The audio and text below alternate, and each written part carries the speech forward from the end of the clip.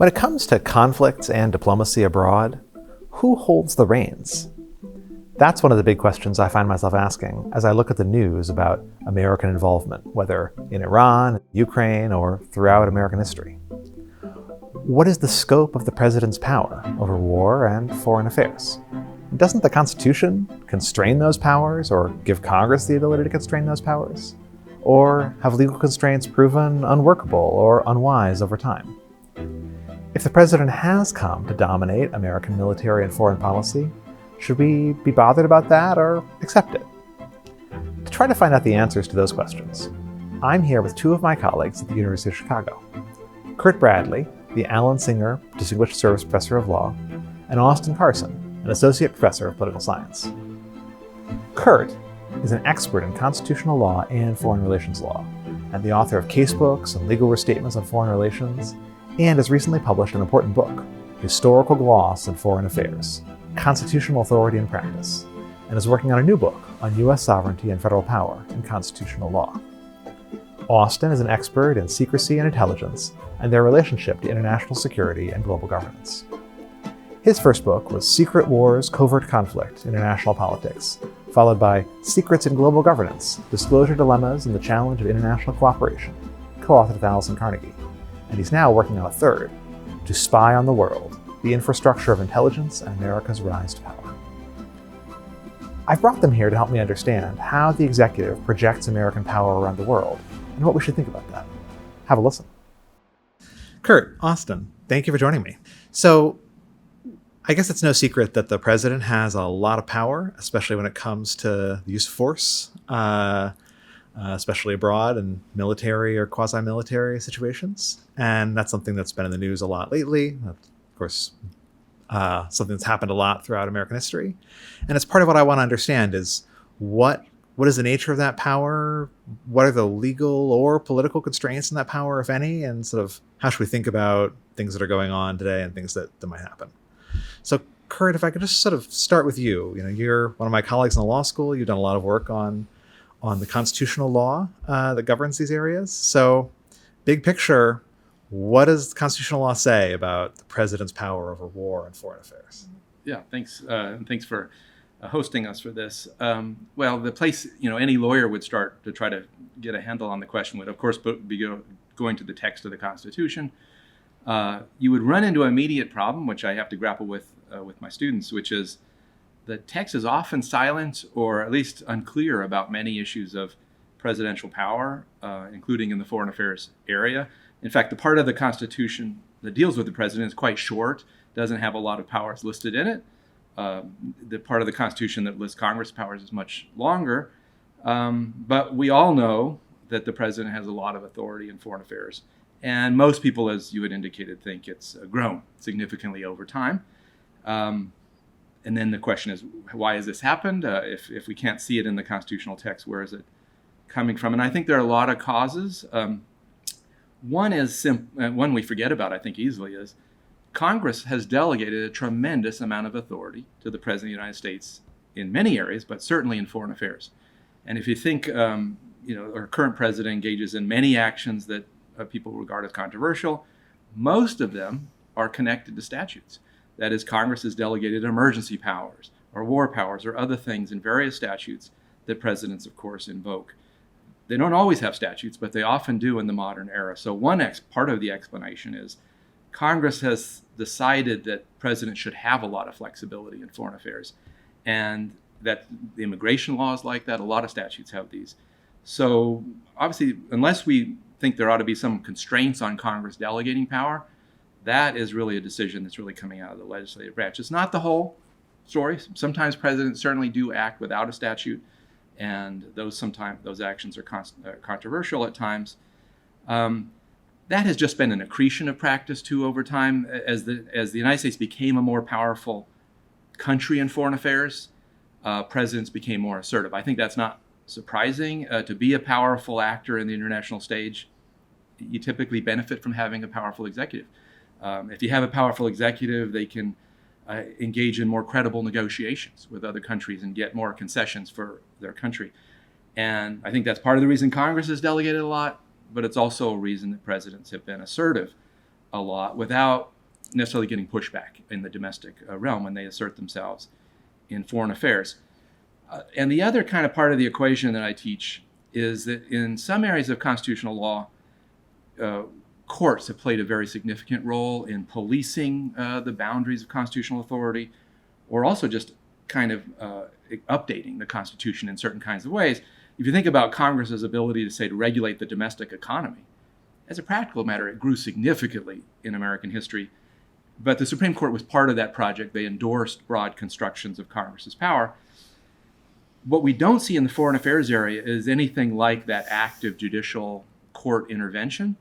So what we have instead are Congress and the president mainly taking the initiative to decide on their own powers. And they bargain with each other. Sometimes they fight with each other.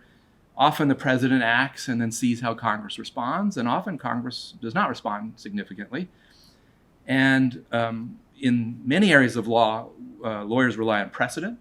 So we look to what the Supreme Court has done, and usually they tend to try to follow those precedents. We don't have a lot of the judicial precedents in the foreign affairs and war areas. So what most lawyers look to, at least in part, are the precedents that presidents and Congress have set over time. I call these non-judicial precedents, or historical gloss, or other labels for it. And so we now, of course, we have 230 or more years now of practice since the Constitution was set up. We have a long body of these precedents that the government has itself set that I think do guide the government a lot in making decisions about whether the president can do something or whether the president cannot do something.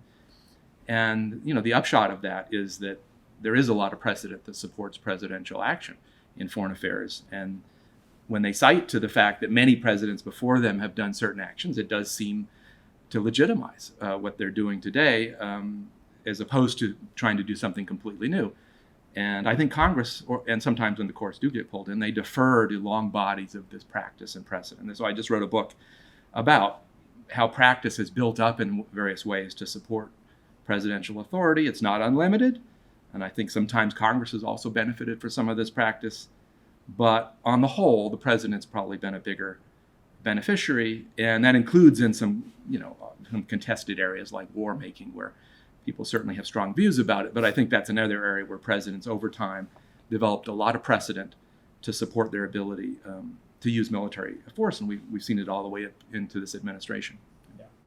I mean, as you know, I love the text of the Constitution. So when we get to an area of constitutional law where the answer is there's not a lot in the text of the Constitution, or what's there is not something we care about very much, it's always hard for me. And then a lot of lawyers love precedents and things courts decide. And so an area where you say, well, we don't really use the text of the Constitution or judicial precedent is a kind of a disorienting area. It can be, although more for lawyers who focus on courts.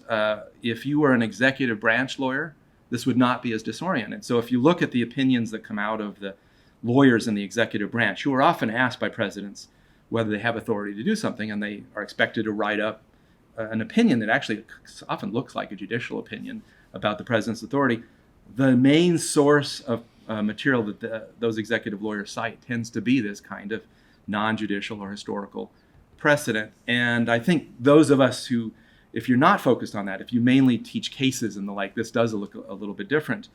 But part of the reason that we look to it is there just isn't any other place to look. We can obviously debate how much text is really available, but many powers that everybody agrees the president has, for example, what we call the recognition power, recognizing sovereignty in other countries, big powers that Congress has, even like immigration powers, not specifically in the text of the Constitution.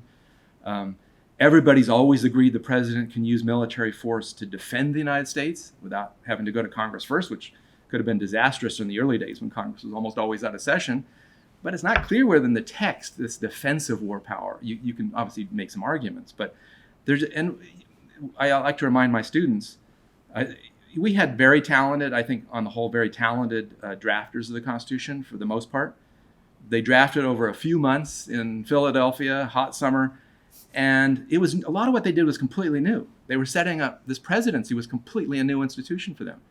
And it was a republic, a democratic republic. A lot of their models they would have had would be monarchies. So the idea that they could have thought through all of the difficult power issues that were likely to come up, they would have to be superhuman to even have a chance. And they were human. And I give an example. Maybe they just forgot this one. Who gets to pull the United States out of treaties after we make a big treaty? You have to be able to get out of some commitments if they're not working well, if the other side's breaching your treaty. Nothing in the text about who can pull us out of a treaty.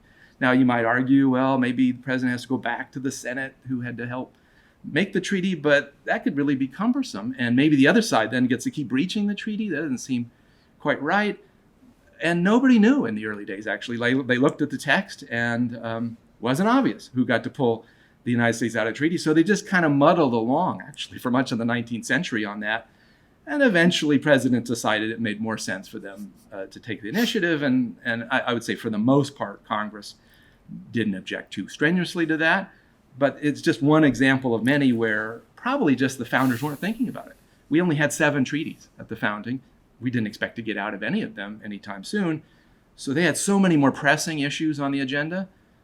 It's not surprising they didn't necessarily get to all of the ones that weren't pressing at the time they were writing the Constitution. And that's just been an issue, I think, for a Constitution like the United States, which is very old by most standards. It's over 230 years old. And it was obviously a very different time for the United States, 13 former colonies, very weak country.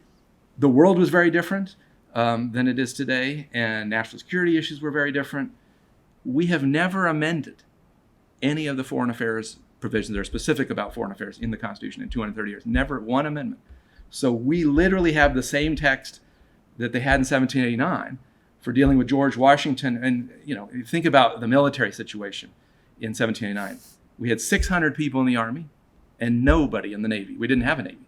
So that was entire military strength of the United States, other than trying to call state militia out in 1789. And everybody's quite worried that we better not get involved in any wars because we would be defeated immediately and carved up. And then you go to today, and U.S. is a superpower. It has well over 1 million troops in the standing army, bases around the world, embassies, etc. The founders couldn't even have contemplated the kind of national security situation and the global environment that we have today. But we still have the same text that they had. And one has to figure out what to do with that. And presidents, I think, understandably, think that they should be able to push ahead and take actions that are necessary in their minds for the United States interests. And I think that's what's happened over time. So if the constitutional text and judicial precedent aren't necessarily doing the work, and we have this relatively expansive constitutional law of executive power, then it seems like a lot of the work is going to be coming from politics, from pushback from Congress or the American public or something, to the extent there is any pushback. Maybe there isn't. So, Austin, can you give us what that picture looks like? Are there political checks on the executive power of foreign affairs and war? How do they work?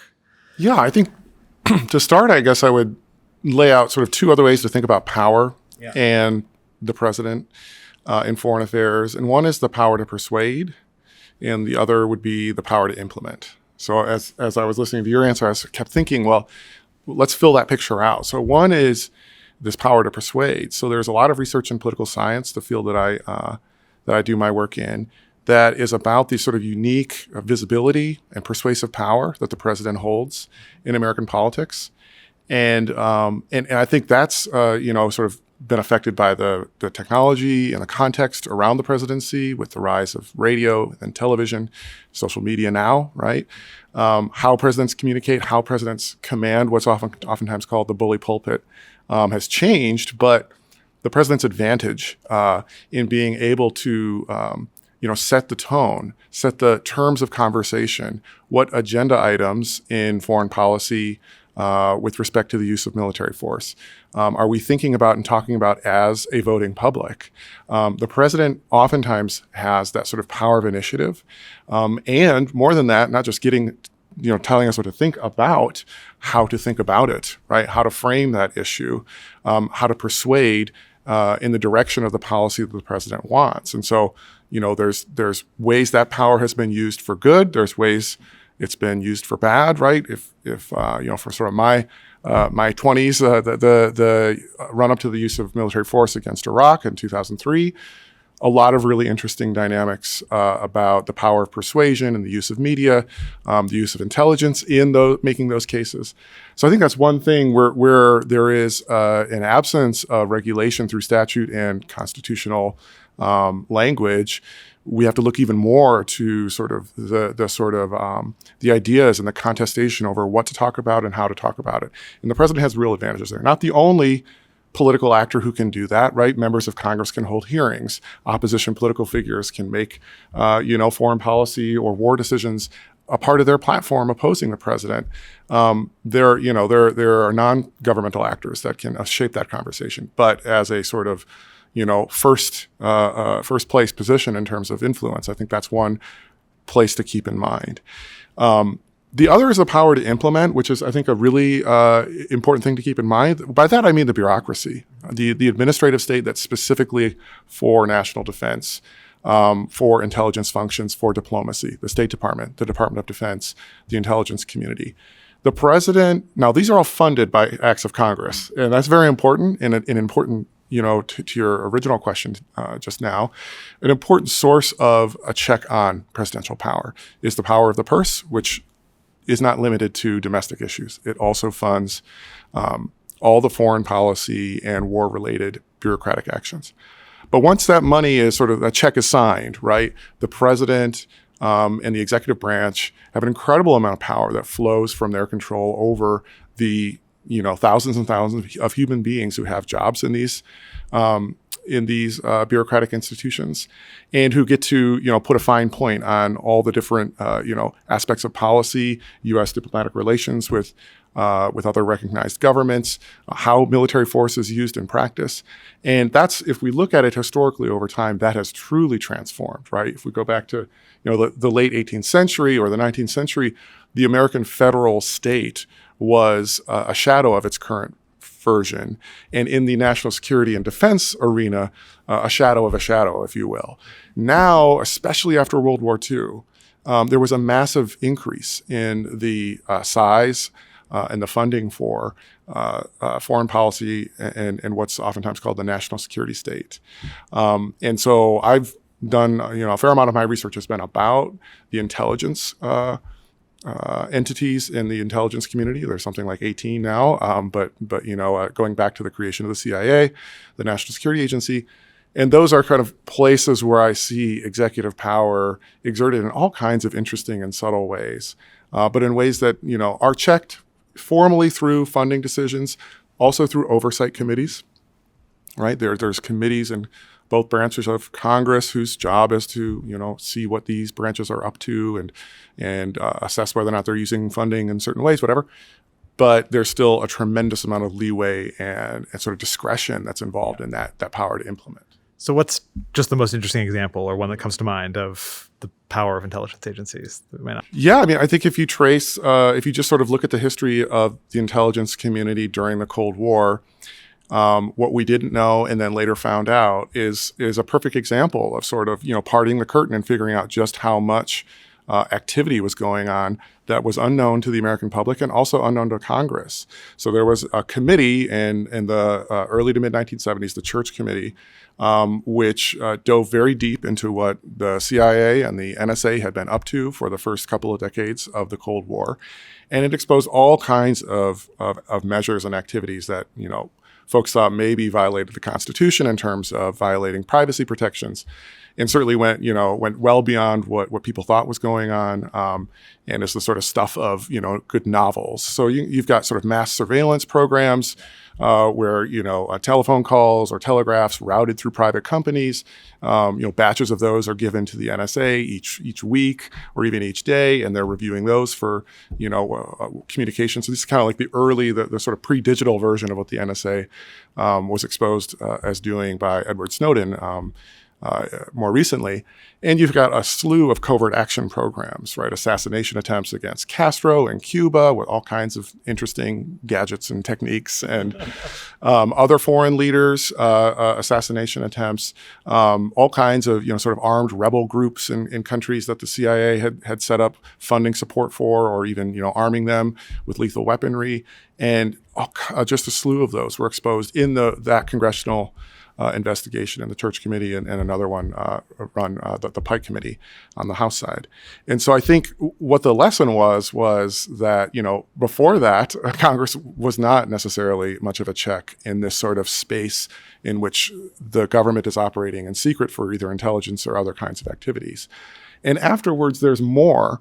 But still, I would argue that the sort of systems that were put in place to provide oversight by Congress and kind of indirectly by the public still leaves a vast amount of activity unknown, kind of by nature. It's supposed to be like you can't engage in espionage and advertise it to your adversary, or otherwise you're not going to learn much. So there's an interesting sort of tension there between trying to do what you're trying to want to do and the ability for other institutions or the public to provide a check on that.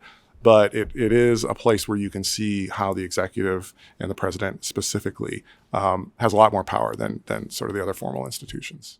Yeah, I guess the natural question this sets up is, are we supposed to be okay with this? So this is descriptively, I understand this is the way the world and the way the executive branch in America works. But I guess, should we be troubled by that? Is there something, we could do about it? Has Congress, failed its job in some important way? Or is this actually a kind of healthy state of affairs?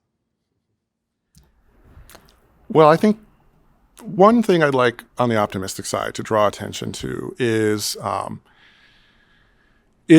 one solution to this problem that sort of scholars of secrecy and folks who designed legislation in Congress about how to regulate these issues is the idea that we may want the government to be able to do things in secret, empowering the executive to do those things, but learn about them after the fact. That secrecy is very valuable in the initial implementation, but retrospectively, there's a form of check on that power if we can learn about it later. And so, Freedom of Information Acts and transparency and declassification laws, the United States is pretty good about those. And, my own research has basically as a daily practice, I'm taking advantage of those laws. So I'm glad they're there. But that is one interesting way that we can think about how to reconcile democratic accountability to be okay with the amount of secrecy that exists, because we can see it later, sometimes 20 or 30 years later, which that begins to be part of the critique is, how much later do we have to wait to learn about this stuff?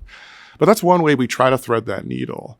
But I think in a certain way, there's only so much you can do. And should we be okay with it? I mean, I think a lot of the research that I've done, I've written a couple of books about secrecy. I've really been trying in a lot of my research to understand what exactly, we might generically say it's important for a government to be able to do things in secret in order to, drive a good bargain in diplomacy or be able to use military force effectively.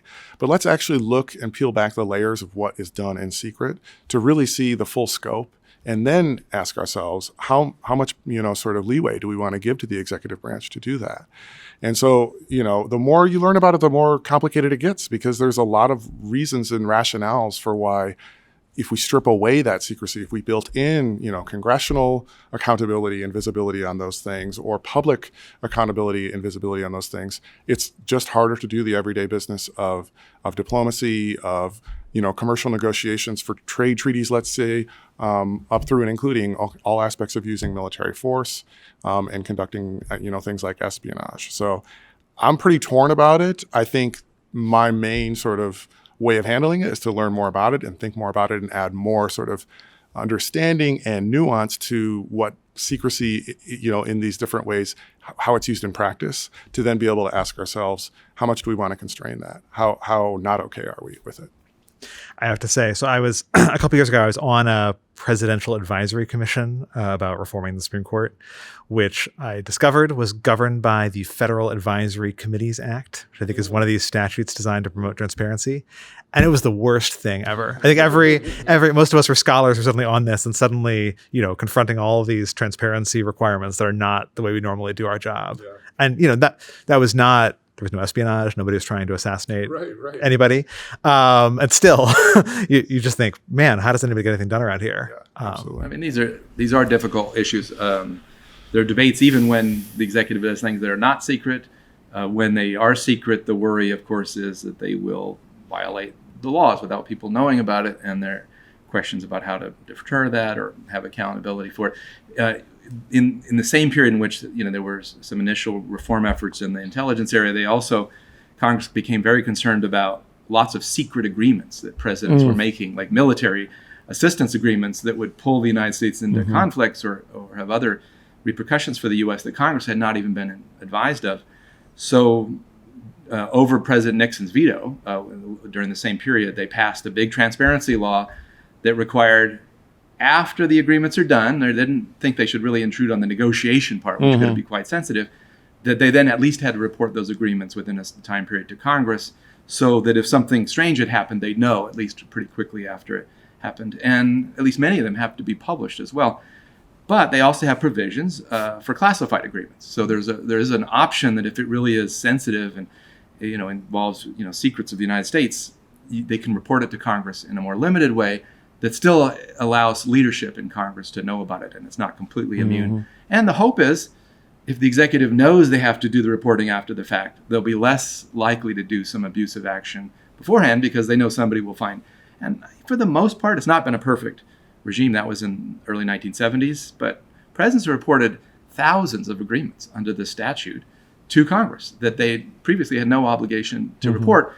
And some colleagues and I actually helped persuade some members of Congress to amend the statute a couple of years ago, and it's now actually much more stringent on the executive. And we had some worries. Would the executive actually comply with these? Now they have to report every month all the agreements that they're making.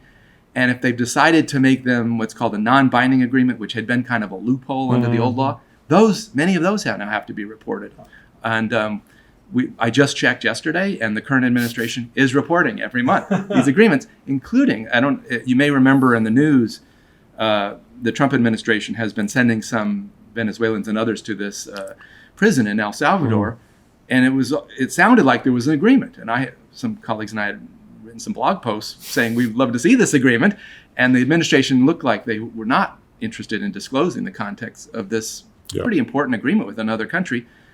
I just checked yesterday, and it's now online. Wow. So it has been reported. And so having some laws in place that require transparency, but maybe after their agreements are done, with some provisions for classified reporting, has worked reasonably well in that area. And certainly an improvement over what it had been, I think, prior to the laws of the 1970s. So that's some progress. What's interesting, though, is that there's such a cat and mouse game, right? Like every time something becomes regulated by statute, there's an adaptation by the executive branch to try to sort of push around and find the weak points in the language or the workaround. And, you can get very cynical thinking, well, all it is, you sort of like plug this gap and then a new hole opens up or something. But maybe instead it's a sort of iterated process where we get gradually more accountability over time, even as the executive branch finds ways to, have, gentlemen's agreements or just an exchange of memoranda instead of an actual written agreement. What we've seen in this area. Fortunately, it's not a perfect workaround, and so I still think it improves the transparency overall. But you're absolutely right. That dynamic we've seen that in the agreement space. The other thing that's interesting, certainly of interest to both of you, is the courts are nowhere in this. You're right. The court, the judicial branch simply does not weigh in on these things, and this is not like in a domestic policy context where statute and constitutional sort of parameters, where policy is exploring those and struck down and adapted, and it's adjudicated through right decisions and judges. This is an interesting, purely political, in a way, back and forth between the legislative branch and the executive branch. And it's not always clear, if you violate the terms of a statute about reporting, so what? No, I was asked that exact question by members of the staff in the Congress, which is, how do we enforce this if we find there's not compliance? They do have some tools, which you had mentioned earlier, and they had used these in some prior times when they had found non-compliance, which is, there had been a couple of times when they stopped funding certain agreements and others as a penalty. And they said until the reporting improved, you wouldn't get certain kinds of funding. Exactly. And it turns out we looked at the numbers, and the numbers of reporting went way up after those funding cutoffs. For sure. So they didn't put that in this latest iteration because it was a compromise bill. The executive branch had been heavily opposed to any change. And so the compromise was not to put the funding cutoff in it. But that could be another move if they thought it was not going well. Their hope is that the executive has enough incentive not to irritate Congress too much, I think, in this space, that there'll be enough compliance. So I think this is remarkable. So just to think about the El Salvador example for a second. So why do we think President Trump didn't have a lawyer in the executive branch write a memo that says, you do not have to report this agreement because reporting it would intrude on your constitutional powers as commander-in-chief and your constitutional powers to engage in foreign affairs as recognized in Professor Bradley's book. And therefore, if you determine that disclosing the agreement would in some way harm the relationship and make El Salvador less likely to comply, you don't have to report it. Well, I guess, either he didn't think a lawyer would say that, or he thought that it wouldn't be good. It would be better just normally politically to comply. I think it's more likely the latter. I think lawyers could make plausibly the argument you were articulating, which is that at least for this gentleman's agreement type, which is what I looked at the El Salvador agreement, it's written perfectly to not be a treaty, to be more of a kind of a diplomatic exchange where they would have the strongest argument that Congress shouldn't be able to regulate the diplomatic speech and informal arrangements that the executive branch makes with foreign embassies or presidents. I think they have a plausible argument, so they must have enough incentives to comply, at least in this instance. I do think there had been so much publicity about the El Salvador issue. You had mentioned public views, and I think that had already been a political cost for the president that was more than it was probably viewed as worth at that point. And then deciding to violate the statute, even if they had an argument for it, would have just increased some of the criticisms. And a number of members of Congress had specifically written to the State Department asking for the agreement. And to then say we're also going to disregard the very law you passed recently, I do think it would increase the political cost of doing that. Absolutely. And I think that's what's so interesting about this more subtle sort of power play back and forth is that, when you ask that question, my thought is, he certainly could have found a lawyer to write that, right? He's mastered the art of staffing everybody around him with loyalists, and so that could be taken care of. The issue is you don't want to antagonize Congress. The last thing you want to do is so provoke Congress that they then pass a new statute that regulates or even ties funding to either that specific site in El Salvador, or maybe even worse for the executive branch, passes a law that's more broadly applicable. Right, that all agreements having to do with the detention of yada yada in foreign countries must be reported within 60 days, and if not, all foreign assistance to that country will be cut off for 1 year. I don't know, I just made that up, but imagine. All I know is the presidency, or the occupant of the White House would hate to have that pass, and that's what the game they're playing. They're sort of gauging the level of congressional frustration. The amount of public attention to that specific site, let's say, and then my guess is they're making a calculation. If we make a little concession here and give them a little bit of information about what we're up to, that will at least keep things chill enough that the energy for a new statute that could really complicate our lives and our plans would then be triggered. Yeah, that's remarkable. I guess, and then so do we think it's a similar story or a different story when it comes not just to, let's say, information and agreements, but the use of force, right? Congress has occasionally passed statutes like the War Powers Resolution that are supposed to impose some checks on the presidential use of force. Do we see the same picture where that matters or it doesn't matter? Do we think we have constraints there, or is this a more of a... Yeah, and people, the example in my book that draws the most controversy is the use of military force. People have strong views about it, and many people think the president has just acquired too much ability to project force without legislative agreement. And part of the story there is not even fully a law story, it's a capacity story, as we were talking about. The president has at his capacity a large standing military force and forces around the world that he's the commander-in-chief under the Constitution. He can order them to do things and then gauge Congress's reaction after. And of course, Congress is in a difficult spot once the United States start using force. They don't want to undercut the U.S. position that's now been initiated. It could seem disloyal, or it could just hurt the United States ability to achieve its objectives. So presidents often can kind of get away with being the first mover and they have the capacity. If it's a longer term campaign, they're more dependent on the legislative branch, and they know that. And even in the modern era, some of the biggest ground campaigns have all gone to Congress. The two Iraq wars both did get channeled through Congress, and the whole war on terrorism and war in Afghanistan did go through Congress right after 9/11. In part, I think, because presidents knew these were longer-term, significant commitments where not having the legislature on board, including just for continuing funding purposes, would have been very risky. But if they have an aerial bombing campaign, they largely don't need Congress in a practical. It doesn't mean it's legal, obviously, and there are many people who argue just because they can get away with it, it doesn't mean it's. If you're somebody who believes we should just do what the original understanding of the Constitution was, and I know, Will, that you have that perspective, the best guess about the original understanding is probably the president should not have this ability. Why do I say, even though the text is not super clear about it, because we know the early presidents against interest all said they didn't think they could do it. What they said, George Washington, John Adams, Thomas Jefferson, they said, we under the Constitution don't have the authority to initiate the use of force, although we have some responsibility to defend if we're being attacked. And that was the line they thought maybe the Constitution was drawing. Even that's not clear from the text, by the way, but it's a reasonable inference. But over time, what had happened? The United States developed a Navy, and it projected the Navy around the world to protect trade and do other things in foreign relations. No telegraphs and other communications. So the Navy commanders just went out with executive instructions, and they ran into hostile villages or other situations, and they used force. And then, by the way, Congress finds out about this 6 months later, a year later, because we have no easy communication. And then maybe Congress is unhappy about it, but often the Navy commander says, I felt like force was needed.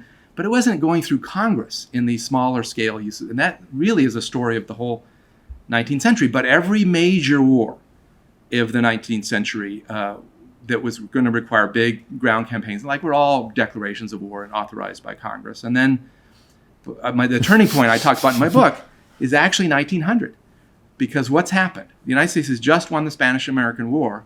It now has a huge number of forces over in Asian theater. And a conflict breaks out in China, which is called the Boxer Rebellion, and some U.S. citizens and others are at risk. So McKinley just sends some of the many troops he already has at his disposal into China on his own authority, over 5,000 or 6,000 troops. Doesn't go. Now, it's not unpopular because he's defending American interest, and there were Americans besieged in the embassies, and it's successful, which is also a selling point in Congress. But that's not just a naval commander. That's a big commitment.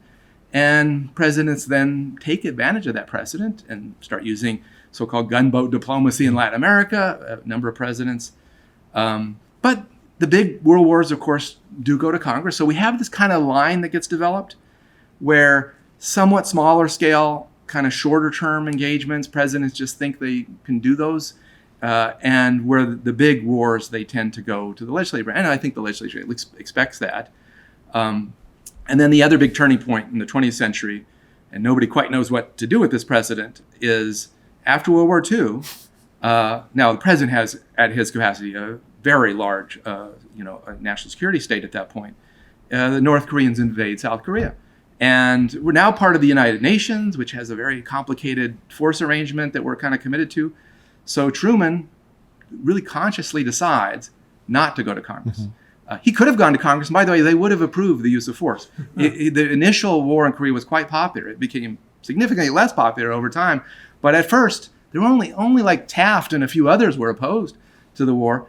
But his Secretary of State Atchison advised him, let's not set a precedent of going to Congress as part of our UN peacekeeping police action, is what he called it. But that's a very significant, high casualty, protracted campaign done without Congress authorizing the Korean War. And now, if you're worried about that, the only good news is we haven't seen a repeat of something quite like that since the Korean War. The biggest campaign since then, I would include the Vietnam War, it's complicated, but there were statutes, have been authorized by Congress. And then the smaller scale campaigns, including very recently, as everybody knows, the bombing campaign in Iran, just very recent, was done without any effort to go to Congress to see if they agreed with Trump. But that was consistent with what many presidents, Democrat and Republican, had done since the Korean War. But for whatever reason, the presidents have not, at least yet, tried that unilateralism when it comes to, say, a significant commitment of ground forces, at least for the most part. There are a few exceptions even to that, but the Iraq wars would have been the exception. And both times, both Bush Sr. and Bush Jr. did go to Congress for the Iraq war. So we kind of have this sort of equilibrium now where presidents use particularly aerial force for short-term strategic goals. Many times Congress does not fight about it too much. And maybe there's some sense, and even executive lawyers have sort of conceded this, that if it looks like we're going to go into a major protracted ground campaign, Congress may need to be involved. And it's something like that. But that's not in the text of the Constitution, just to be very clear. It's much more of a modern practice. And what's so interesting about that evolution over time is that the very way governments can use military force has changed as technology has changed. So you add naval power, and now there's a way or a possibility of using military force without a declaration of war and endorsement by Congress. You develop air power. Now there's new ways, right? And you can conduct a short-term air campaign without it going to Congress. Now we have cyber weapons, right? Now we have a space force. So this doesn't stop. But what's interesting is that these new kinds of ways of using military force, suppose we had a drone force or something like that. These would be additional ways, sort of added tools in the toolkit for the president to use to engage in discrete, maybe short-term acts of military force without putting boots on the ground, but potentially breaking a lot of China, right? Doing a lot of damage. And so it's interesting to think, number one, about how sort of technology is changing. The other thing is you brought up the Korean War, and that was like the conflict with and an angle of that conflict, which started my whole research program and my dissertation going all the way back to graduate school. But it was like a little facet, a little feature of that war, and it speaks to another kind of executive advantage in the sort of war domain, which is that there was a question about who was flying the planes on the other side during the Korean War. The United States at the time, as of late November 1950, was fighting the North Koreans and their Chinese allies. But the North Koreans didn't have really an air force to speak of. The Chinese barely had one as well. And the United States and its UN allies was dominating the air campaign. And it turns out that the Chinese went to Joseph Stalin and the Soviet Union to say, you all have a very good Air Force. And it was sharpened to a fine point in this war we just had, World War II. Would you be able to support us in the air? So what ended up happening, we now know, is that the Soviets sent experienced Russian aviators to fly planes that were marked as Chinese or North Korean with uniforms that were Chinese and North Korean uniforms. And even allegedly there was a little note card cheat sheet where they were supposed to communicate in in Chinese phrases when they were communicating over the radios. But of course they, in the middle of a dogfight, you're not help, how do I say help? So what ended up happening is the United States intercepted the communications between those pilots and the ground support units that they were communicating with. And they were all, 90% of them, according to one document that ended up trickling out, 90% of the intercepted communication was in Russian. And what's really interesting is that that gave rise to this whole book I ended up writing called Secret Wars. It's about the covert ways outside states get involved in conflicts. But what was fascinating is that the intelligence community figured that out. The White House knew, and then they faced this choice about whether or not to inform Congress, whether or not to go public with that information. And they chose not to. And so for over a year in that war, the United States, in its aerial campaigns, knew it was fighting directly against Russian pilots. It was, in sort of all intents and purposes, at war with the Soviet Union, in 1952. And we call it the Cold War. And of course, that was okay, I need to do more research about this. But it's a really interesting additional way that the executive branch has power. They have the power of information and knowledge, right? Because of their control of that intelligence apparatus. And they get to make, decisions every day, every month, and, every year about what to inform Congress, what to inform the public, what to inform the world about what they learn. And we've seen examples recently. The Biden administration had information from intelligence sources about the Russians, about to invade Ukraine, and they went public with that information. But they didn't have to. And for every one instance of that, there's 1,000 instances when that kind of information is not made public or shared with Congress. And that's a kind of power that the more you learn about it and at times it might have allowed the United States to know and the ramifications of what it knew was going on, that also gives you pause about, okay, are we really okay with that? That is fascinating history. I hadn't known that aspect of the Korean War. But that example reminds me of a worry that people always have in the war powers area, which is conflicts that are supposedly limited in certain kinds of ways have the ability, obviously, to escalate, and in that case, easily could have escalated into maybe World War III at that point. And the public didn't even necessarily know all of the risks associated with it. And that was even a concern even in the recent Iran bombing, which is supposed to be very limited, but will it be limited? And it's hard to know. And presidents, when they act alone, are obviously creating a risk that it turns into something more substantial, and then it may be very hard to pull out. And you talked about the War Powers Law. Congress was worried partly about that once we get drawn in, it can be very difficult to extract ourselves, and it will just get larger over time. And so they at least wanted presidents, if before that started to happen, to maybe have to, persuade the legislative branch that it made sense. So during the Nixon administration, again, they passed the War Powers Act that was designed to prevent this kind of escalation that they worried had happened kind of in the Vietnam area with bombings in Cambodia and the like. And most people think that statute has been a complete failure, by the way. It passed in the 70s. I would say that's a little bit harsher than the truth, but it hasn't been an overwhelming success. Partly just it's poorly drafted, I think, in many. It doesn't even define. It says the president's, it talks about when they move forces into hostilities, and then it doesn't define what that means, and some presidents have kind of taken advantage as a loophole. Most importantly, its only enforcement provision is it says presidents, if you start using force in hostilities, you have to stop within 60 days unless you get our permission. But partly because of technological changes, 60 days is actually a long time. Trump didn't need 60 days for Iran, so it never really ran into the teeth of the resolution. And then there are workarounds about the 60-day rule. So ever since that statute has been passed, there have been discussions about amending it or making it better. And for whatever reason, we haven't seen Congress really have the institutional willingness to kind of improve that statute. So I have one last question for you guys, just to put on the table, which is what do we still need to know? So we sometimes talk at the university about sort of like the research frontier, like here's all the body of knowledge we have, and we're trying to push it out, to learn more. So what's the question at the frontier that you think like this is the next thing that we need to figure out the answer to? Yeah, I'll have a legal answer because that's my focus. I focus on constitutional law and how we ought to interpret the Constitution.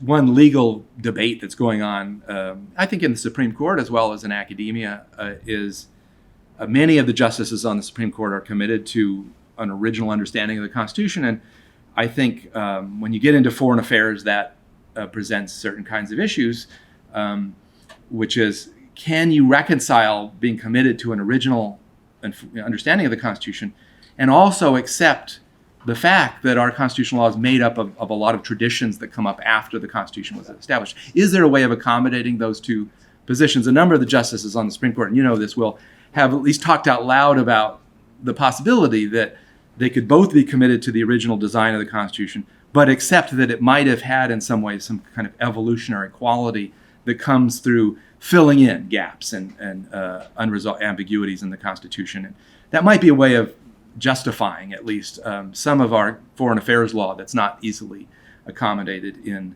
the original understanding of the Constitution. The big kind of practical issue that I run into in thinking about this is, if we want to treat what presidents do or Congress does over time as a kind of precedent, what are the limitations on it? What are the kind of parameters? Many people would not accept that just because a president violates the law once, somehow it's legitimized. We would want some criteria for when to credit it or not credit it. And we still want to be able to say, no, that's actually a violation. And how would you distinguish it? And the most common argument that I run into, and I think there's a lot to it, is we ought to be crediting practices that have a kind of long-standing bipartisan quality, where there really has been kind of an acceptance by the other affected branch in various kinds of ways.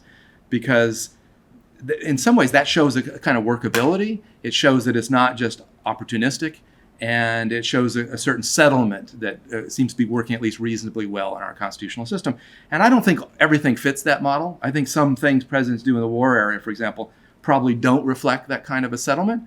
And so the frontier is trying to probably distinguish between things that presidents are doing that are just overly aggressive and that we ought to push back against, versus things that really do seem to be a bit more settled in our constitutional law. And that, as a lawyer who tries to think through that, I think that's one of the areas of scholarship ahead.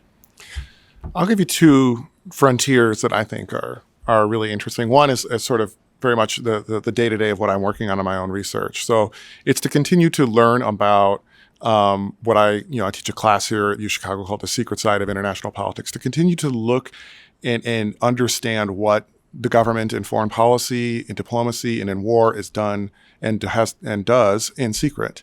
And so I'm doing work right now on actually the logistics of how governments do surveillance of one another.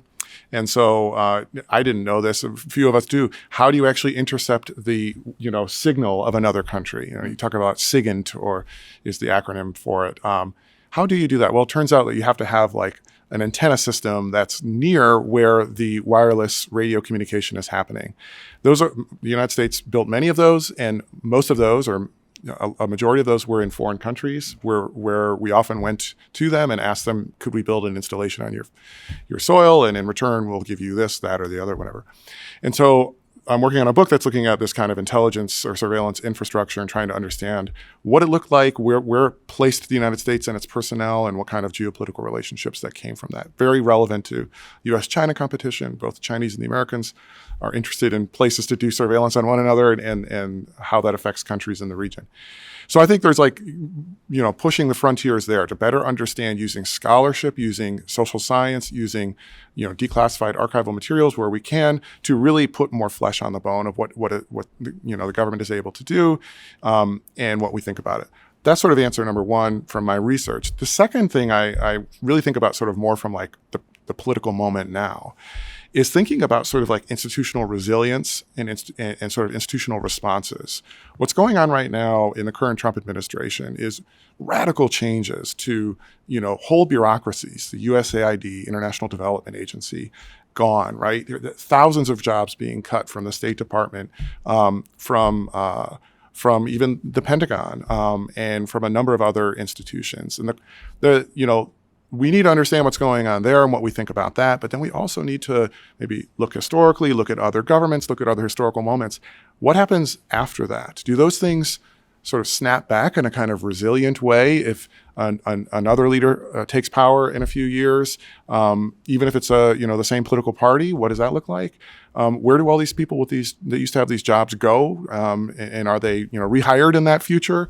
And what is the nature of democratic political institutions, but also the bureaucracy, when it's been changed so radically? Maybe that's a good thing, maybe that's a bad thing. You can have your own view of that, but the question, sort of the long-term durability of that, to me, is something we don't know a ton about, but is of very high importance in the current political moment. The Battle of the Branches series explores how traditional norms surrounding executive authority, legislative oversight, and judicial intervention are increasingly being tested and reshaping our democracy. Grounded in UChicago's values of free inquiry and expression, and driven by rigorous interdisciplinary research, the project brings together leading scholars to explore these questions with depth and nuance. We hope you'll join us this summer.